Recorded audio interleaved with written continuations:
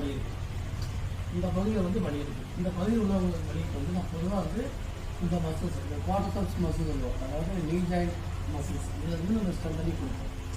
ஆனால் இந்த medial side pain வந்துச்சுன்னா இவங்களுக்கு வந்து எப்படி எளிமையாக அந்த வலியை குறைக்கிறதுக்கான பயிற்சி ஒன்றும் கிடையாது. இது மாதிரி உயரமான இதில் வந்து உட்கார வச்சுக்கணும், காலை நல்லா தொங்க விட்டணும்.